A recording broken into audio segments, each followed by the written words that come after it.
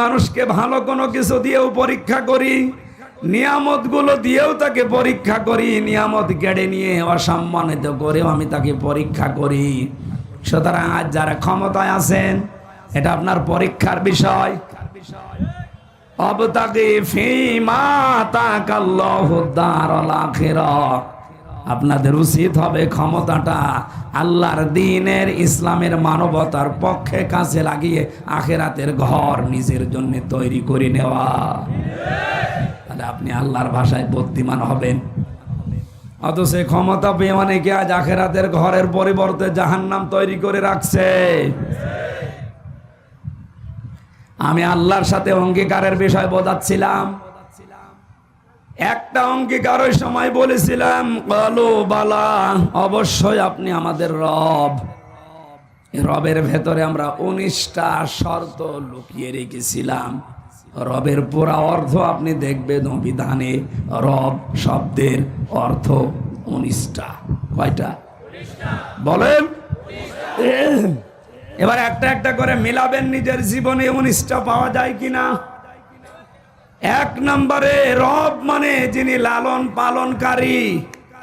আপনি বলেন তো নিজের মনের দিকে তাকিয়ে, এ কথা কি আমরা 100% আল্লাহকে বিশ্বাস করে মানতে পারি যে আল্লাহ আমার লালন পালনকারী? না না, এটা তো চামড়ার মুখের কথা।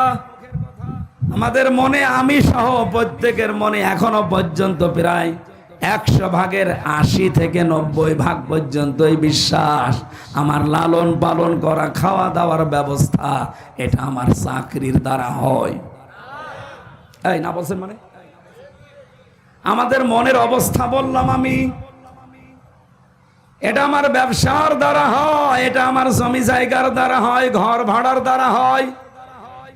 কথা বলেন না কেন? অথচ এই জায়গায় বলেছিলাম আপনি আমাদের রব। আল্লাহ বলেন, আন তাকুলু ইয়াউমাল কিয়ামা ইন্না কুন্না আন হাযা গাফিলিন। এই কথাটা দুনিয়ায় যাওয়ার পরে যেন তোর ঠিক থাকে, এটা যেন গাফেল হয়ে যাবি না, কারণ কিয়ামতে কিন্তু আবার এইটা প্রশ্ন করা হবে। গাজীপুর বাসে আল্লাহর সাথে অঙ্গীকারের প্রথম যেটা আমি দেখছি, এটা আমরা ফেল করে ফেলেছি। আমাদের মনের ভেতরে এখনো বদ্ধমূল ভাবে এই ভরসা তৈরি হয়নি যে চাকরি, ব্যবসা, ঘর ভাড়া, এটা আমার মাধ্যম। আসলে আমাকে খাওয়াতে পারে শুধুমাত্র কে? খাবার চারিদিকে তৈরি করে ফেলে রাখা আছে। আল্লাহ এমন একটা অসুখ আমাকে দিতে পারে যে অসুখের কারণে একটা খাবারের দিকেও তাকানো সম্ভব না। কত ধনী ধনী মানুষকে আমি এদেশে দেখেছি। বাংলাদেশের যারা বড় বড় 10 জন ধনী, তার ভেতরে প্রায় 8 থেকে 8 জনের সাথে আমার মেশা হয়েছে অলরেডি, কম বেশি। সবচাইতে বড় ধনীর তালিকায় পাবেন আপনি আকিজ গ্রুপকে। 10 জনের ভেতর আর একজন না। ওদের সাথেই তো কয়েক বছর, জেলে যাওয়া 3 বছরের আগে ওদের সাথেই তো ছিলাম। বাস্তবে দেখেছি ওদের যে টাকা পয়সা, অর্থ সম্পদ, এদেশের সরকার তাদেরকে দেশে জমি কিনতে নিষেধ করে দিয়েছে, যে তোরা যদি আর জমি কেনা আরম্ভ করিস, এদেশের অনেকের ঘর থাকবে না। কয়েকদিন আগে ওনার একটা ছেলে জেলে যাওয়ার আগে মারা গিয়েছিল, শেখ আব্দুল মমিন। এই লোকটা চামড়ার ব্যবসায়ী, জুতা তৈরি করে, চামড়ার ব্যাগ তৈরি করে, বিভিন্ন ব্যবসা আছে ওনার।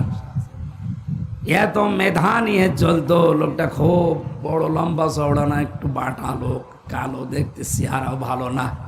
কি আল্লাহ এমন দিয়েছে, কোরিয়া থেকে লেখাপড়া করিয়েছে, ওইটা কাজে লাগিয়ে বাংলাদেশের শীর্ষ ধনীদের ভেতরে একজন।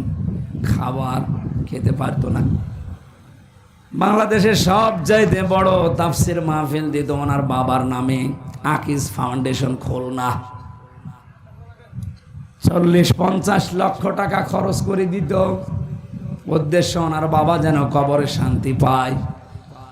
যারা আলোচক হয়েছে তো ওখানে আমি সহ, মাওলানা মিজানুর রহমান আজহারি, মাওলানা তারেক মনোয়ার ভাই সহ যারাই গিয়েছি, এই সিরাজগঞ্জের এখান থেকে মাছ কিনে নিয়ে যেত, টাটকা মাছ, আলেমদের খাওয়াবে, নিজে খেতে পারতো না।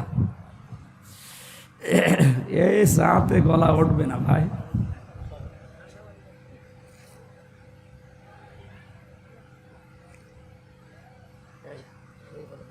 হবে না, এটা ওঠে নাকি?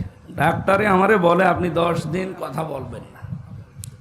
তো ডাক্তারের কথা শুনতে গেলে আজকে এখানে আসা হইতো, আর এখানে না আসলে আপনারা তো দোয়া করতেন নাকি? না, বলতেন হুজুরের গলা ভেঙে গিয়েছে, আসেনি, ও গলা আরো ভেঙে যাক, হুজুর মরে যায় যাক, আমার ওয়াজ শোনা লাগবে। যে গরু দিয়ে চাষ করে খাবেন, ও গরু যদি মরে যায় চাষ করবেন কি দিয়ে? অন্তত আমি একটু টিকে থাকি। আসলে আপনারা তো খাবার দাবার ভালো দেননি, বলেন কই আমরা তো দিতাম না। বাইরের খাবার ওখানে ঢোকা নিষেধ। গাজীপুর কাশিমপুরের হাই সিকিউরিটি জেল এইটা আলাদা, এখানে বাইরের খাবার ঢুকতে দেয় না। ভেতরে আপনি যা পাবেন তা। বলেন কেন? ভালো খাবার রান্না হয়? হ্যাঁ হয়, ভালো খাবার রান্না হয়, শুধু ওই তেলাপিয়া মাছ আর পাঙ্গাস কাইল খাস বলে রেখে দেয়। জীবনে কোনোদিন পাঙ্গাস খেয়েছি কিনা মনে নেই, কিন্তু 3 বছরে ওইটা ছাড়া আর কিছু পাইনি। ভেতরে কোনো মাল মশলা নেই, সব ফাঁপা হয়ে গেছে। স্বাভাবিক হতে কিছুদিন সময় লাগবে। বের হয়েই তো ছোটাছুটি বেশি হয়ে যাচ্ছে। এখন মনে হচ্ছে যে ভেতরে থাকাই ভালো ছিল, কিন্তু একটু কষ্ট হইতো। কণ্ঠটা যদি আল্লাহ ছেড়ে দিত আর আগের স্বাভাবিক অবস্থায় থাকতো, 1.5-2 ঘন্টা তাফসীর করা কোনো আয়াতের উপরে আল্লাহর দিকে তাকিয়ে বসে কোনো ব্যাপার না, কিন্তু কণ্ঠ সাপোর্ট করছি না। কথা বলতে গেলে কেমন যেন বুকে ব্যথা উঠছে। তাহলে আল্লাহ যে রব শব্দের 19টা অর্থ আমরা তাফসীরে পেলাম, একটাই প্রথমে আমরা ফেল করে বসে আছি। রব মানে লালন পালনকারী। এটা এখন থেকে আল্লাযীনা ইউফুনা বিআহাদিল্লাহ, বুদ্ধিমান তো ওরা যারা আল্লাহর সাথে কৃত অঙ্গীকার পূরণ করে। আমরা প্রথমটাই ব্যর্থ। 2 নাম্বারটা একটু কড়া, এটা বলবো। রবের 2 নাম্বার অর্থ, রব মানে আইনদাতা। এটা শুনলেই কিছু মানুষের চুলকানি আরম্ভ হয়ে যায়। আপনি কোরআন থেকে রব এই শব্দটা কেটে বাদ দিয়ে দিন, দেন। এখন যদি মুরব্বীকে বলি টয়লেটে যান, বাম পা দিয়ে প্রবেশ করেন, দোয়া পড়েন, 8, 9, 10 মিনিট 20 মিনিট ওখানে কাটান, বের হওয়ার সময় গফরানাকা আলহামদুলিল্লাহিল্লাযী আযহাবা আন্নিল আযা ওয়া আফানি, এই দোয়া পড়ে ডান পা দিয়ে বের হন। এই যে গেলেন, বসলেন, বের হলেন, 8, 10 মিনিট 20 মিনিট আধা ঘন্টাও যদি ওখানে থাকেন, পুরাটাই ইবাদত। কথা বলেন, বলেন বলেন, পুরাটা কি? কারণ এই তরিকাটা রসুলের। তরিকাটা কার? আল্লাহর নির্দেশ, রসুলের তরিকায় এই 8-10 মিনিট আধা ঘন্টা মেনে নিলে যদি আপনার এই টয়লেট ইবাদত হয়ে যায়, তাহলে 10 বছর নবী কোরআনে কারিম দিয়ে এই পৃথিবী চালিয়েছিলেন। এটা আপনার কাছে রাজনীতি মনে হয়? আপনি কি মানুষ না জানোয়ার? আল্লাহর কসম আপনি ধরা খাবেন। আজকে যদিও এদিক ওদিকে কেটে কেটে চলে যাচ্ছেন, আপনি পারবেন না। টয়লেটটা বললে আপনার কাছে আনন্দ লাগে, আপনি আরো বলেন খুব ভালো লাগছে। ওরা তো 10 মিনিট 20 মিনিটের ব্যাপার। আর 10টা বছর নবী কোরআন দিয়ে রাষ্ট্র চালিয়ে বললেন খায়রুল কুরুনি করনি, আমার যুগ শ্রেষ্ঠ যুগ। এই কথাটা বলতে গেলে আপনার কাছে রাজনীতি মনে হয়, আপনি আর মানুষের ভেতরে নেই। এ মুরব্বী মানুষ, সংসার অবশ্যই আছে না নেই? এখন যদি রাতে বাড়ি যে স্ত্রীকে সালাম দেয়, আর বউ যদি সালামের জবাব না দিয়ে গালি দেয়, কুকুরের বাচ্চা, ভালো লাগবে? গালি এই শুনে, গালি শুনে খারাপ লাগবে? না না। উনি যদি বুদ্ধিমান হয়ে থাকে, ওনার খারাপ লাগা, মন খারাপ করা, এটা ওনারই পাগলামি হবে। যেই বলবে কুকুরের বাচ্চা, শুকুরের বাচ্চা, সঙ্গে সঙ্গে উনি চিন্তা করবে কি গো, এ তো শিক্ষিতা মেয়ে, ভালো বংশের মেয়ে, কোনদিন এই 50 বছর সংসার করে আমার মুখের উপরে মুখ তুলে কথা বলে না, আর আজকে আমারে হঠাৎ গালি দিচ্ছে শুকুরের বাচ্চা, কুকুরের বাচ্চা বলে। অবশ্যই ওরে চিনে ধরিস। কথা বলছে না কেন? ও আর স্বাভাবিক নেই, ওরে জিনে ধরেছে, নাই ভূতে ধরেছে, এতে গালি দেয় কেন? এই সহজ বিষয় যেমন আপনি বুঝে ফেললেন, 50 বছর সংসার করার পরে উনি নিজেও মেনে নিতে পারছে না, তারপরও সান্ত্বনা এই যে আমার বউ স্বাভাবিক নেই, ও অস্বাভাবিক, ভূতে ধরেছে, জিনে ধরেছে। আপনি যখন টয়লেটে আধা ঘন্টা কথা শোনার পরে আনন্দে মনের ভেতরে আপনার ভালো লাগে, 10 বছর রবের ব্যাখ্যা দিয়ে কোরআন দিয়ে চালাতে হবে, এইটা শুনলে রাজনীতি মনে হয়, মন খারাপ হয়, বুঝবেন আপনাকে শয়তান দখল করে ফেলেছে, আপনার স্বাভাবিক নেই। এই জন্য রব মানে আইনদাতা, এটা আপনি অঙ্গীকার করে এসেছেন। আল্লাহর আইন কয়টা? এখানে আলেম নেই, পড়াশোনায় করে না। আল্লাহর আইন কয়টা বলেন তো? 500। কত? আপনি একটা একটা করে নিজের 3.5 হাত বডি, পরিবার, সমাজ আর রাষ্ট্রে মিলান, কয়টা আপনি পাবেন? আমার যতটুকু ধারণা, আমাদের 3.5 হাত বডি থেকে আমাদের সংসদ পর্যন্ত একটা আইনও আল্লাহর নেই। কোনটা আছে আপনি বলেন, আমি দেখি মিলাই, বলেন। নেই, একটাও আমি পাই না। অথচ আহাদিল্লাহ প্রথম শব্দই আল্লাহর সাথে যে অঙ্গীকার গুলো রবের সাথে করেছেন, এগুলো যারা ঠিক রাখে দুনিয়ায় এরা বুদ্ধিমান। এটা ঠিক রাখতে গিয়ে আজ অনেকেই বিপদে আছে। এই কথা ঠিক রাখার জন্যই তো আল্লাহর আইনের কথা বলা হয়। আল্লাহ লালন পালন করি, এই বিশ্বাসটা জন্ম দেওয়া হয় যে দুনিয়ার সব কিছু থেকে মুখ ফিরিয়ে আল্লাহ লালন পালন করতে পারে, বিশ্বাস তৈরি করেন। রবের 3 নাম্বার অর্থ, রব মানে যিনি চাওয়ার আগে জিনিস দিতে পারেন। মায়ের পেটের ভেতরে বাবার স্ফলিঙ্গ দিয়ে দ্রুত গতিতে যে পানিটা বের হয়ে যায়, বিজ্ঞান জানিয়েছে এটা মায়ের রেহেম পর্যন্ত যেতে যতগুলো ধাক্কা লাগে, 40,000 মানুষ 1 ফোঁটা বীর্য দিয়ে তৈরি হওয়া সম্ভব। কিন্তু জরায়ুর দেওয়ালের সাথে ধাক্কা লেগে ওই পর্যন্ত যে রেহেম পর্যন্ত পৌঁছাতে পারে না, অনেকে পথের ভেতরেই মারা যায়, পড়ে যায়। ওখানে হয়তো শুধু হামজা গেছে আর হামজার ওই বোনটা গেছে, বাকি আর কেউ যেতে পারে নাই। অথচ আমার বাবার ওই 2 ফোঁটা বীর্য দিয়ে 80,000 হামজা বানানো সম্ভব ছিল।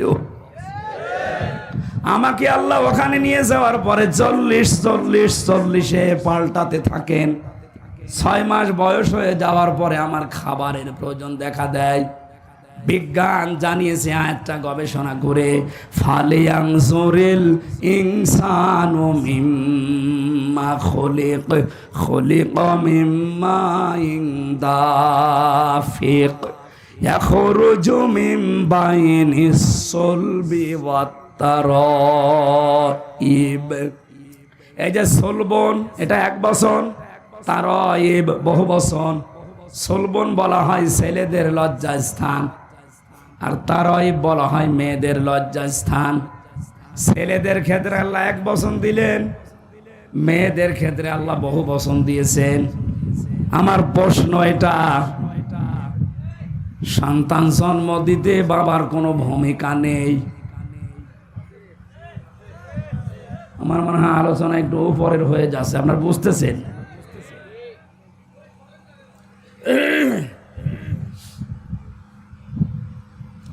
এখন যেগুলো আধুনিক তাফসির পাওয়া যায়, যদি বাংলাতে পান কিনে নেবেন, দেখবেন বাবার এই নাপাক পানিটা দিয়ে মহান আল্লাহ মায়ের রেহেমের ভেতরে 4টা জিনিস তৈরি করে, চুল, রগ, হাড় আর পর্দা। মায়ের রেহেমের ভেতরে যে নাপাক পানিটা আছে ওইটা দিয়ে আরো 4টা জিনিস বানায়, রক্ত, গোশত, চর্বি আর চামড়া। 4-8টা জিনিস যখন এক হয়, তখন মহান আল্লাহ বলেন, আমার রব নামের কারণে আমি আল্লাহ তোরে দয়া করে 5টা জিনিস দান করি। এই তথ্যটা পাবেন সূরা নাহালের 14 নম্বর পারার 14 নম্বর পৃষ্ঠার 13 নম্বর লাইনের 78 নম্বর আয়াতের শেষের দিকে আছে, ওয়াজআলা লাকুমুস সামআ ওয়াল আবসারা ওয়াল আফইদা ইলা আখির আয়া। আল্লাহ পাক বলেন শ্রবণ শক্তি, দর্শন শক্তি, বাক শক্তি, আকেল শক্তি আর ঘ্রাণ শক্তি, এই পাঁচটা আমার রব নামের খাতিরে তোরে দান করি। ও গাজীপুরবাসী, একটাও যদি আল্লাহ কম দিতেন আপনি আসতেন দুনিয়ায় কিন্তু অপূর্ণাঙ্গ হয়ে।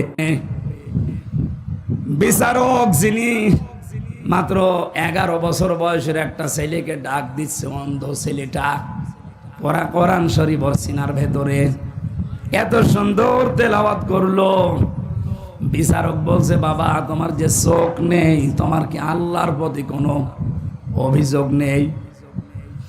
ছেলেটা চোখের পানি ফেলে দিয়ে বলছে, বিচারক আমার আল্লাহর প্রতি কোনো অভিযোগ তো নেই, আমি আরো বেশি সন্তুষ্ট। বিচারক বলছে, কি তোমার চোখ নেই, তুমি দেখতে পারো না এই বয়সে, ওরা করার মুখস্থ করে ফেলেছ, আর আল্লাহর প্রতি তোমার কোনো অভিযোগ নেই? কেন কেন অভিযোগ নেই বলো তো? ছেলেটা যে কথা বললো ওটা শুনে আমিও কেঁদে ফেলেছি। ছেলেটা ডাক দিয়ে বলছে, বিচারক আমি কিন্তু কোরআনে কারিমের শুধু হাফেজ না, পুরাটা আমার মাতৃভাষায় আয়ত্ত করা আছে।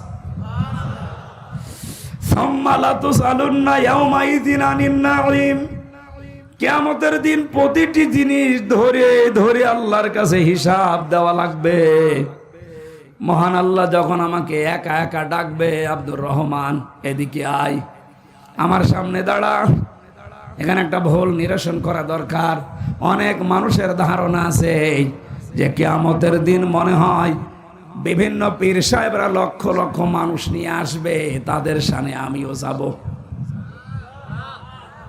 সূরা মরিয়ম 16 নম্বর পারার 10 নম্বর পৃষ্ঠা 15 নম্বর লাইনের শেষ নাম্বার রুকুর 95 নম্বর আয়াত এটা, ওয়াকুল্লুহুম আতিহি ইয়াউমাল কিয়ামাতি ফারদা। আল্লাহ পাক বলেন কিয়ামতে প্রতিটি মানুষকে আমি আল্লাহর সামনে দাঁড় করাবো, স্রেফ একা একা। কয়জন করি? সুতরাং যারা একথা ছড়িয়েছে যে পীরের মরিদ হলে অসুবিধা নেই, ওরা যারা জান্নাতে নিয়ে যাবে, এটা বানানো কথা। কারণ কিয়ামতে আপনার পীর সাহেব আপনার সাথে থাকবে না। একথা বলছে না কেন? এই নিশায় তো অনেকে 2 পীরের মরিদ হয়, যে 2 জন ধরে হাত ধরে এভাবে দেবে, জান্নাতে চলে যাব। কে বলেছে আপনাকে? আপনি তো উঠবেন আল্লাহর সামনে। কয়জন? আরো জোরে, আরো জোরে বলেন। এই ছেলেটা বলছে, ওস্তাদ বিচারক আমি যখন একা আল্লাহর সামনে দাঁড়াবো, মহান আল্লাহ আমার পা থেকে মাথা পর্যন্ত জিজ্ঞাসা করবে নিয়ামত একটা একটা করে, আমার মুখটার উপরে তালা লাগিয়ে দেবে। আলিয়াউমা নাখতিমু আলা আফওয়াহিহিম ওয়া তুকাল্লিমুনা আইদিহিম ওয়া তাশহাদু আরজুলুহুম বিমা কানু ইয়াকসিবুন। পা থেকে শুরু করে যখন একটা একটা করে আসবে, চোখের কাছে আসার পরে আমি আল্লাহকে বলবো, মাবুদ একটু দাঁড়ান, তুমি আমার চোখের সম্পর্কে জিজ্ঞাসা করো, অথচ জন্ম থেকে তো আমার চোখ ছিল না। এতগুলো নিয়ামতের হয়তো কম বেশি জাতা বলে আমি তোমাকে বুঝিয়েছি, কিন্তু চোখের ব্যাপারে আমরা প্রশ্ন করলে আমি জবাব দিতে পারবো আশা করছি। আল্লাহ তুমি আমাকে চোখই দাও, নিয়ে নিয়ামতের জবাব দেব কি দিয়ে? যার যেটা থাকে না ওই লোকটাই জানে যে কি নেই তার কাছে। আমার যেহেতু কণ্ঠ এখন নেই, কয়েকদিন আমি বারবার এখন আল্লাহর কাছে ধর্ণা দিচ্ছি, আল্লাহ তুমি কণ্ঠটা একটু ভিক্ষা দাও। আপনার এখনই যদি বাক শক্তি, আপনার আকেল শক্তি যেটা জ্ঞানের, এটা যদি আল্লাহ রহিত করে দেয়, আপনি নিজের পায়খানা নিজে খাবেন। এক কথা বলছেন এখানে। আল্লাহ পাক বলেন এই রব নামের কারণে মায়ের পেটের ভেতরে আমি আরো 5টা জিনিস তোকে দেই। 8 আর 5 বলেন, এই 13টা জিনিস 6 মাসের পরে যখন এক হয়ে যায়, তখন আল্লাহ পাক বলেন ফেরেশতারা জিজ্ঞাসা করে, একে কি বানাবো? আল্লাহ তুমি বলো, একে কি ছেলে বানাবো না মেয়ে বানাবো? ওয়াল্লাযী ইউসাউবিরুকুম ফিল আরহামি কাইফা ইয়াশা ইলা আখিরি আয়াত। তিনি সে আল্লাহ যিনি তোমাদের মায়ের পেটের ভেতরে রেহেমের ভেতরে তোমাদের আকৃতি তৈরি করেন। সুতরাং ছেলে হবে না মেয়ে হবে এ সিদ্ধান্ত কার? আরো জোরে। মেয়ে হলে যারা বর প্রতি রাগ করে তারা বর ওপরে রাগ না আল্লাহর ওপরে। আল্লাহর সিদ্ধান্তের ওপরে কেউ যদি রাগ দেখায় ওর ঈমান আর থাকবে? এজন্য আশা করছে এই মূর্খতা কেউ আর করবেন না।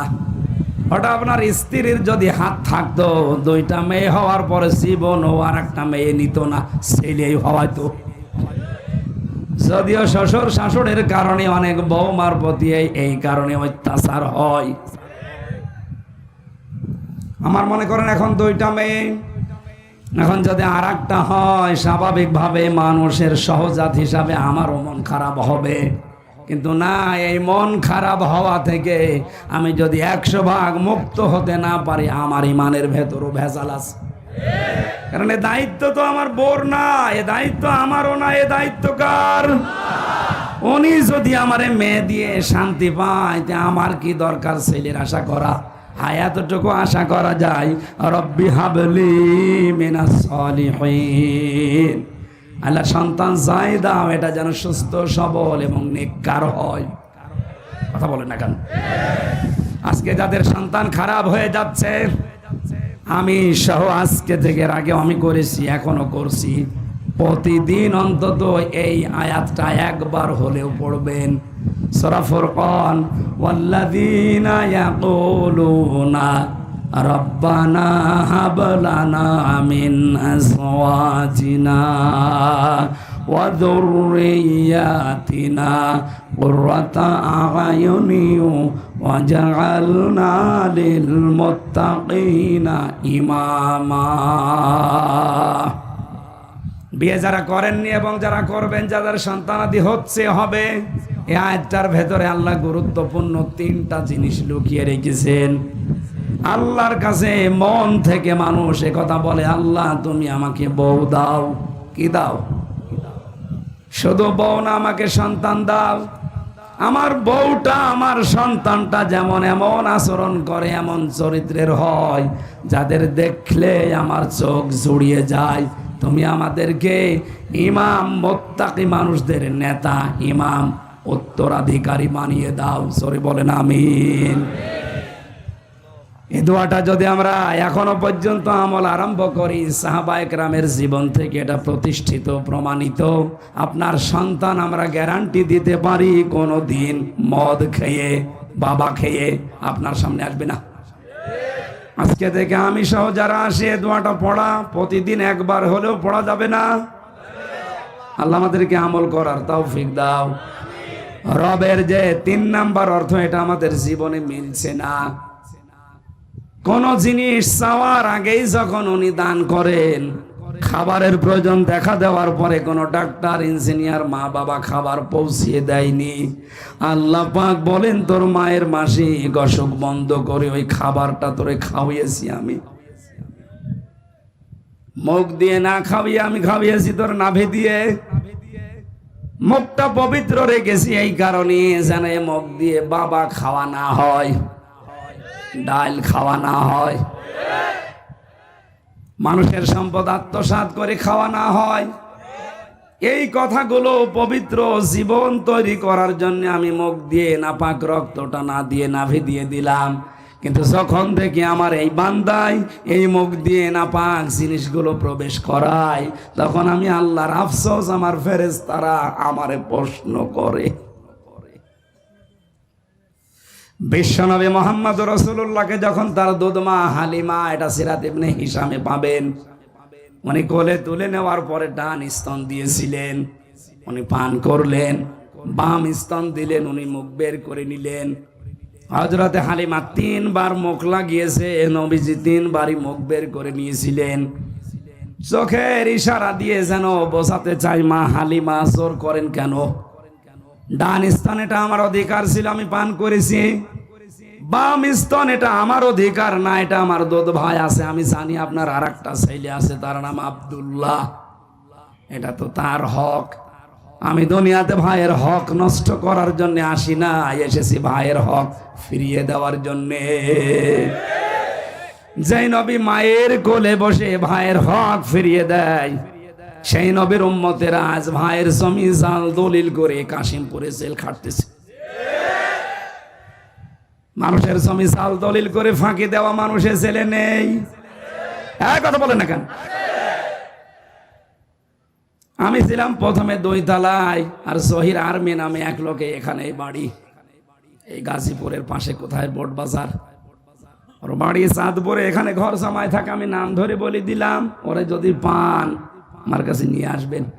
ও বেটা আমার এই জুমার নামাজ যখন পড়াতাম, আমি জুমার দিন ও নামাজ পড়তে যেত, আমার পেছনে এই নামাজ পড়েছি 1 বছর।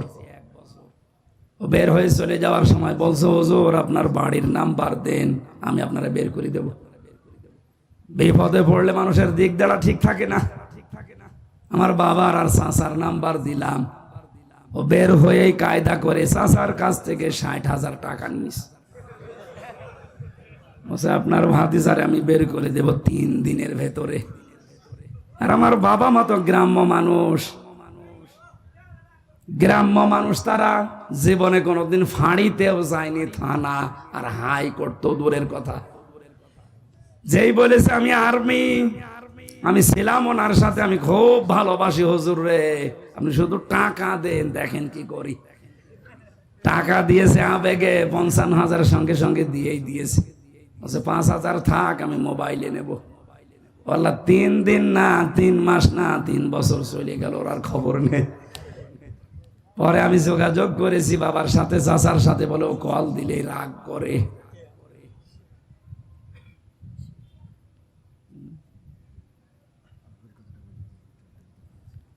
বেশি হয়ে যাচ্ছে সময়, বলে আমার কণ্ঠ পারছে না, এই জন্য মনে হয়। বলছে আপনি শেষ করে দিন। আসলে 19টা অর্থের ভেতরে কেবল 3টা চলছিল। ভাইয়ের জমি জাল দলিল করে ফাঁকি দিয়ে অন্যায় ভাবে এই নাপাক জিনিস মুখ দিয়ে আপনি খান, আর আপনি রব বিশ্বাস করেন আল্লাহ। এটা এখন হয়তো দুনিয়ারে মানুষকে ধোকা দিয়ে বোকা বানাতে পারছেন। চোখ বন্ধ হলে আসল রবকে বোঝানো যাবে? আপনি বুদ্ধিমান না। নবী জন্মের পর থেকে নবী ছিলেন না, তুমি দুনিয়া তৈরি হওয়ার আগ থেকে নবী ছিলেন না 40 বছরে নবী ছিলেন? আরে ভাই, এটা কি মরণের পরের কোনো সাবজেক্ট? বলেন। উল্টা পাল্টা জিনিসকে আপনি ইস্যু বানিয়ে আজ মানুষের ভেতরে যেটা আরম্ভ করেছেন, যেদিনে স্বাধীন দেশটা টোকরা টোকরা হয়ে খণ্ড বিখণ্ড হয়ে স্বাধীনতা হারিয়ে ফেলবেন, ওরা যদি সত্যি সত্যি প্রধানমন্ত্রীর এই আকাঙ্ক্ষা বা আশঙ্কা যেটা, এটা যদি সত্যে পরিণত করতে পারে, আর করবে, তার প্রমাণ পূর্ব তৈমুর দক্ষিণ সুদান, কিছুদিন আগের কথা। ওরা এইভাবে করেই কাজ করে। গণভোট দিয়ে 228টা রাষ্ট্র পৃথিবীতে, এখন আমরা মাত্র 57টা। কয়টা?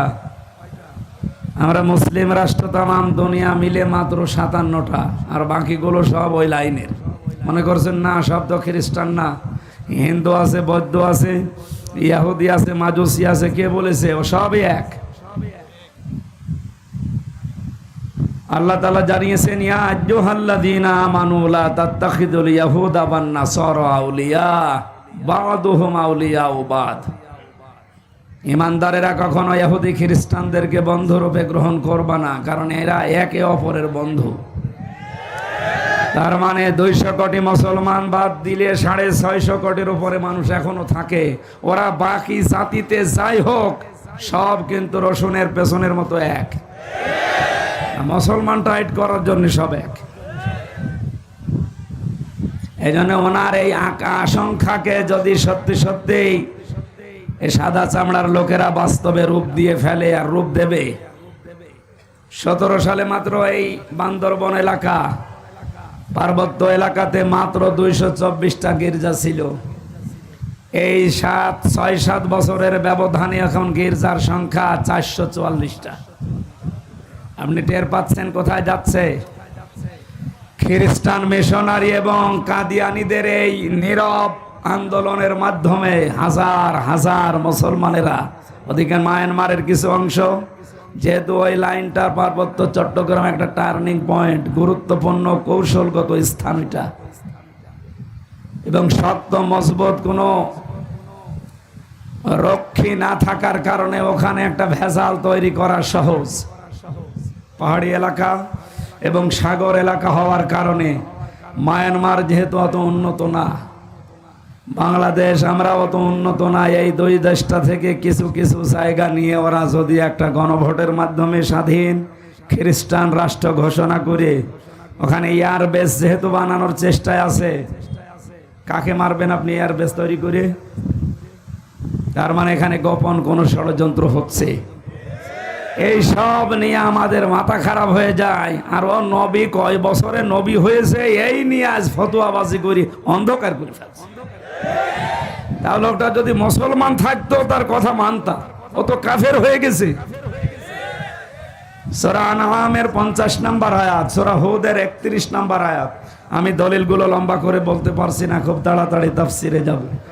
এই দুইটা আয়াত অনুযায়ী এদেশে আজ হাজারো মানুষ এই কথা যারা বলে আল্লাহর ধন রাসূলুল্লাহকে দিয়ে আল্লাহ গায়েব হয়ে গেছে, বিশ্বাস করে কেউ যদি মন থেকে কথা বলে ও কাফের। কাফেরের জানাজা পড়া জায়েজ আছে? বলেন।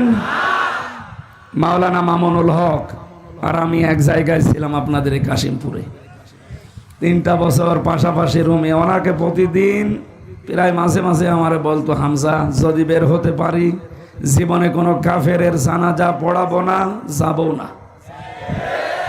বিষয়টা নিয়ে আপনার এত কঠিন কেন?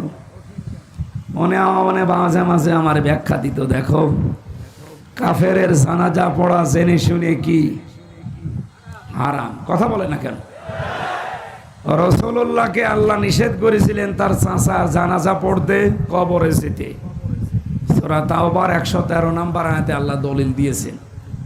সূরা তাওবার 84 নম্বর আয়াতে দলিল আছে। আল্লাহ পাক যদি রাসূলুল্লাহকে কথা বলতে পারে, আপনার আপন চাচা আবু তালেব, তাও তার কবরের কাছে যেতে পারবেন না, দোয়া করতে পারবেন না, কারণ লোকটা মুশরিক। লোকটা কি? আজ যারা আল্লাহর ইবাদতে অন্য কাউকে শরীক করে জিকিরের নাম নিয়ে, আশেকের নাম নিয়ে মুশরিক হয়ে যাচ্ছে, এরাও তো কাদিয়ানীদের মতোই কাফের। খ্রিস্টান মিশনারি কাদিয়ানীরা যা করছে নীরব আন্দোলনের মাধ্যমে, আর এরা সরব আন্দোলন শুরু করে ওরা ওদের কাজকে এগিয়ে দিচ্ছে। এই জন্য ওদেরকে থামার জন্য আহ্বান জানাচ্ছি। আমরা আছি এই ঝামেলায়, আর কি শুরু করেছে আল্লাহ জানে। এই জন্য কথাগুলো যেগুলো আজকে কোরআন থেকে বলা হবে, এই কথাগুলো নিয়ে আপনি বাড়ি যেয়ে চিন্তা ভাবনা করবেন। এই দায়িত্ব আল্লাহ আপনাকে দিয়েছে, যেহেতু আপনি ময়দানে এসেই পড়েছেন। আমার দায়িত্ব সঠিকটা তুলে ধরা, আপনার দায়িত্ব হচ্ছে এই কথাগুলো সঠিকভাবে চিন্তা ভাবনা করে আমল করা। আল্লাহ একটা আমাদের প্র্যাকটিক্যাল লাইফে সেট করার তৌফিক দাও, বলেন আমিন। দরুদ আর সালাম পড়ছি, খুব তাড়াতাড়ি করছি, কণ্ঠটা আজ কয়েকদিন ধরে বসে গেছে। খলাকাল ইনসান আল্লামাহুল বায়ান। আল্লাহ বলেন মানুষ বানিয়েছি আমি, আর কথা বলা শিখিয়েছি আমি। আমার আগে যিনি কথা বলছিলেন যে আল্লাহ আমাদেরকে কুকুর, শৃগাল, হাঁস, মুরগি এই সমস্ত সৃষ্টি না বানিয়ে আশরাফুল মাখলুকাত বানিয়েছে। খালাকাল ইনসান, মানুষ বানিয়েছে কে? আল্লামাহুল বায়ান, মানুষকে কথা বলা শিখিয়েছে কে? বিজ্ঞান এখন এই কথাটা নিয়ে প্রমাণ করছে। বিজ্ঞান জানিয়েছে মানুষকে এই কয়েক ইঞ্চি জায়গা থেকে এক একটা কথা বের হতে 27টা স্তর পার করা লাগে। 27টা স্তরে ধাক্কা লাগার পরে একটা কথা তৈরি হয়। যদি কোনো স্তর দুর্বল হয়ে যায়, কথা বের হতে চায় না, গা গু শব্দ হয়, এই যেটা আমার হচ্ছে। তার মানে 27টা স্তর এখন আমার ক্লিয়ার না, হয়তো কিছু কিছু স্তর আল্লাহ দুর্বল করে দিয়েছে। এ দায়িত্বটা কার? কণ্ঠ উনি দিয়েছে, উনি যেন আমার কণ্ঠটা কিছু সময়ের জন্য ছেড়ে দেন, বলেন আমিন। সূরা রদের 19 নম্বর আয়াতটা পড়েছি। কয় নম্বর আয়াত? 43টা আয়াত আছে, 3টা রুকু আছে। মদিনায় নাজিল হয়েছে, মাত্র একটা আয়াত পড়েছি। এখান থেকে আমরা তাফসীর আকারে কথা বলবো। আপনি যেহেতু পোস্টার করেছেন তাফসীরুল কোরআন মাহফিল, এটা বন্ধ করে দেন। এই বন্ধ করে দেন, এটা বন্ধ করে ফ্যান এখানে এমনি কাজ করে দেন। ওই পেছনের মানুষ আবার ডিস্টার্ব করবে, আপনি কাজ করে ফেলে রাখেন।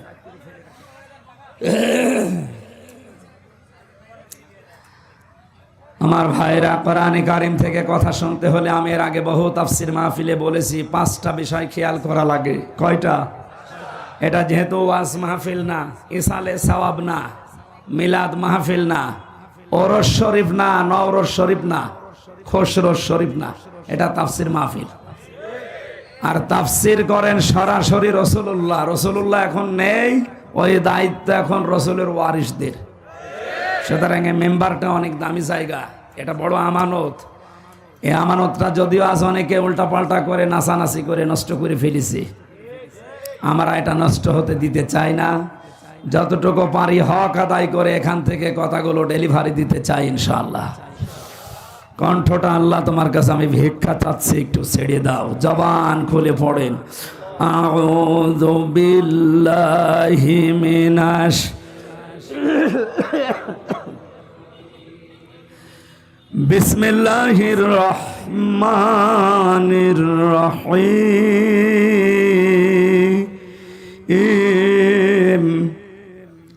আফামান ইয়ালামু আন্নামা উনজিলা ইলাইকা মির রাব্বিকাল হক কামান হুয়া আ'মা ইন্নামা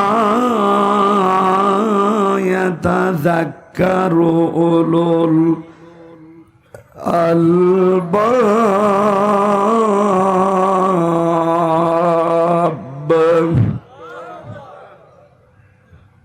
একটা আয়াতের ভেতরে যত কথা আল্লাহ লুকিয়ে রেখেছে আপনি একটু খেয়াল করে শোনেন। এই আয়াতে আপনাকে আজকে জান্নাতের পথ দেখিয়ে দিতে সক্ষম ইনশাআল্লাহ। আল্লাহ পাক বলেন, হে নবী, আপনার প্রভু আপনার উপরে যেটা নাযিল করেছে, যারা এটা বিশ্বাস করে আর যারা বিশ্বাস করে না, এর প্রতি অন্ধ আচরণ করে, তারা কি কখনো সমান হতে পারে? শুধুমাত্র বুদ্ধিমান যারা, এই মানুষগুলো আল্লাহর উপদেশ গ্রহণ করে থাকে। এখন থেকে আমরা 24 নম্বর আয়াত পর্যন্ত এই 5টা আয়াতে আল্লাহর যে উপদেশগুলো আছে, যারা বুদ্ধিমান আমরা, এরপরে আছে নির্বুদ্ধিমান যারা, তাদের কথা আছে, ওগুলো আমাদের দরকার নেই। আমরা বুদ্ধিমান হতে চাই আল্লাহর ভাষায়। কি হতে চাই? আল্লাহর কোরআন থেকে এই 5 আয়াতের তাফসীর শোনার মাধ্যমে আমরা যেন বুদ্ধিমান হয়ে ময়দান থেকে বিদায় নিতে পারি। বলেন আমিন। বুদ্ধিমান কারা? বেশি দিন ক্ষমতায় আছে যারা, বিভিন্ন কায়দা করে তারা, টাকা পয়সার মালিক যারা, বৈধ অবৈধ দেখা দেখি নেই তারা। বলেন, এরা তো বুদ্ধিমান নয়। এদের জন্য ভয়ঙ্কর কথা কোরআনে কারিমের সূরা মারিজের 19 নম্বর আয়াতে আল্লাহ দিয়েছে। আল্লাহ রাব্বুল আলামিন বলেন, কাল্লা ইন্নাহা লাযা, কখনোই না, অবশ্যই তাকে আমি লাযা নামক জাহান্নামের দরজা দিয়ে প্রবেশ করাবো। নাযাআতাল লিশাওয়া, যে ঘরে প্রবেশ করার সঙ্গে সঙ্গে চামড়া খসে চলে যাবে। গাজীপুরবাসী, আপনাদের জেলায় সর্বমোট 5টা কারাগার সরকার বানিয়েছে। সরকারি একটা আপনাদের জেলায়, আর ওখানে কেন্দ্রীয় 4টা। এখানে শাস্তির ব্যবস্থা আছে বিভিন্ন অপরাধের জন্য। ভেতরে আমরা দেখেছি তেমন কোনো ঘর আমি পাইনি এই 4টা কারাগারে যেখানে গেলেই মানুষের চামড়া খসে যায়, না নেই।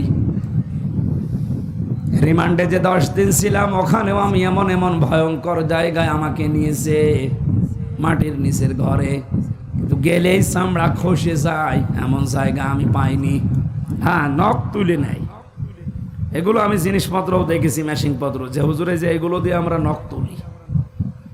আপনার না, আপনাকে আমরা দেখাচ্ছি। এগুলো তুলি তাদের যারা অস্ত্র মামলায় ধরা পড়ে, যারা মার্ডার মামলায়, তাদের আমরা এগুলো তুলে নেই। তার মানে আমাকে জিনিসপত্র দেখিয়ে যেটা বলতে বলবে ওইটা যেন আমি বলি। 10 দিন আর এদিকে 3 বছর প্রায়, সব মিলে বলেন আমার চামড়া কোনো জায়গা থেকে খসেছে? বলেন না কেন? আল্লাহর বাণী কি শুনলেন? নাজ্জাআতাল লিশ-শাওয়া, শুধু শোনা পর্যন্ত শেষ।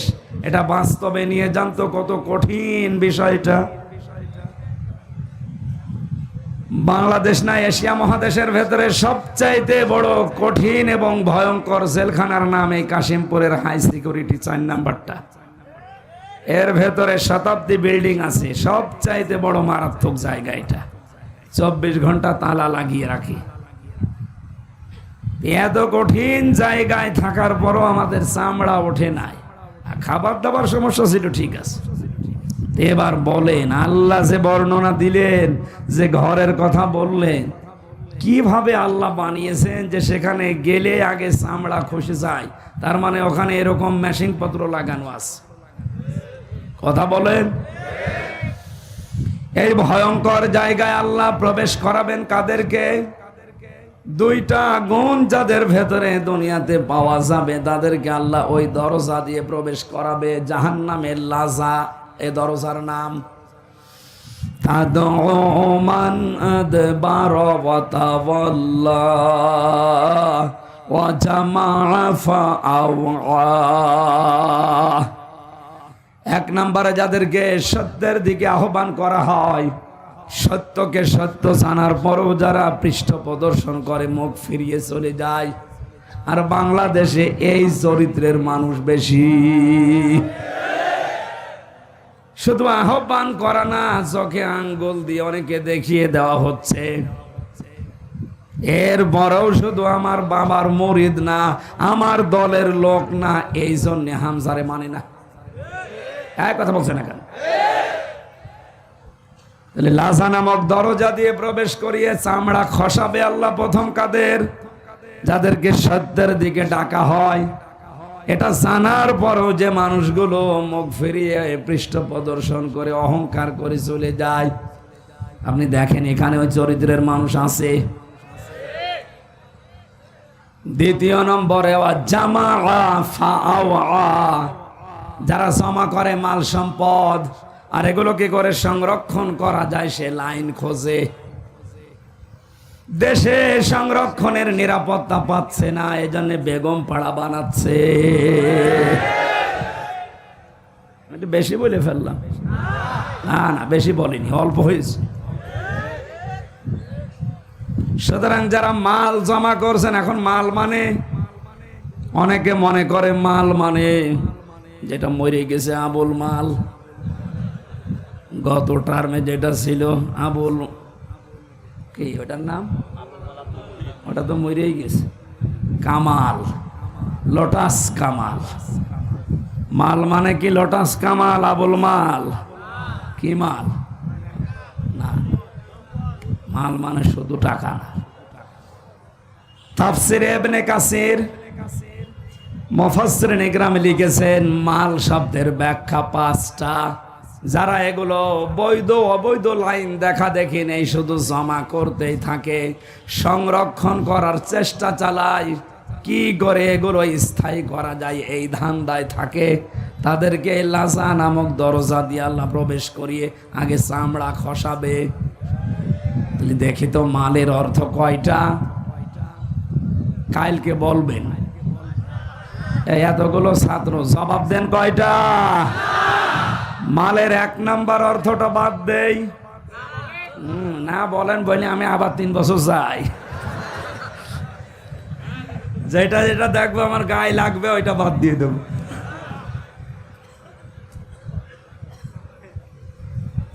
মালের প্রথম অর্থই হচ্ছে চেয়ার। এই চেয়ার না, ক্ষমতার চেয়ার। কারণ এই চেয়ারের তো কোনো ক্ষমতা নেই। 1834 জনের চেয়ারের ক্ষমতা আছে। চেয়ার মানে যে এই চেয়ার নাকি? এই চেয়ারের কোনো ক্ষমতা আছে? তারপরে উনি সাবেক তো নেই। বর্তমান হলেও কাউন্সিলের মতো হইতো, সাবেক হয়ে গেছে।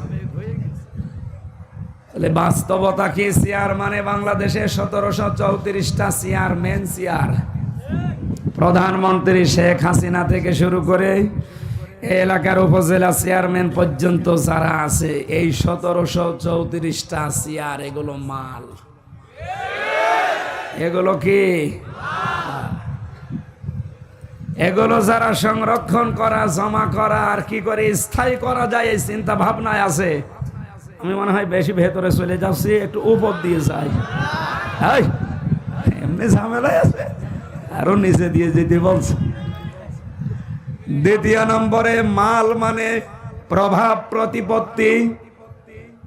3 নম্বরে মাল মানে টাকা পয়সা, অর্থ সম্পদ। 4 নম্বরে মাল মানে অস্ত্র শস্ত্র। 5 নম্বরে মাল মানে নেককার স্ত্রী। করতে গেলে আপনারা উল্টা দিকে নিয়ে যাবেন। এমনি আমি যা বলি ওটা খালি উল্টা বোঝে মানুষ। আমার যে মামলা দিয়েছিল ওটা নাকি জেলখানা এখনো আছে। এই গত হাজিরায় ওরে নিয়ে এসেছিল। ওরে এর আগে একবার দেখেছিলাম জেলের ভেতরে, আর এই হাজিরার দিন দেখলাম।